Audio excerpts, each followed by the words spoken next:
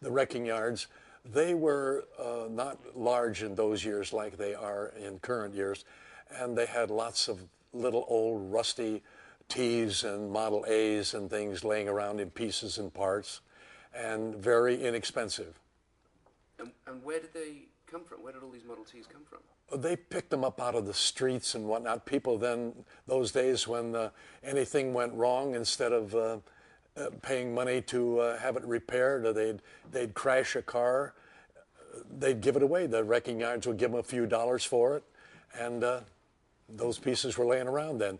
You'd have a nice little Model T with the back end crushed in, but you could take the front part of it and use it, and then you could buy another back end piece from another yard and put them together. But they were very inexpensive. And how much would these parts cost? Oh, you could buy a little Model T body then for, top dollar, $60, and good. And some of them didn't have fenders, some of them did, or they'd have two fenders. But you could buy the fenders for $5, and very, very, shall we say, affordable at the time. Can you remember the first time you went down to a wrecking yard and decided to get parts for a car?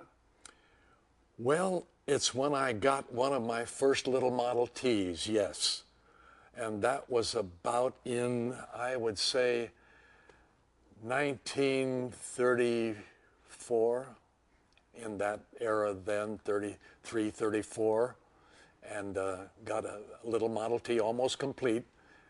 And then I took it to my house and disassembled it completely and went through the whole thing entirely and put it together and put a little four-cylinder motor in it. And how did you know what to do? Well, it just came naturally, kind of. I never read any books. They never had any books out of what to do at the time. You took things apart and memorized or wrote down what you took apart and what goes first and what goes second, and just went through everything totally. And finally, after a few times like that, you were well endowed with mechanical parts and pieces.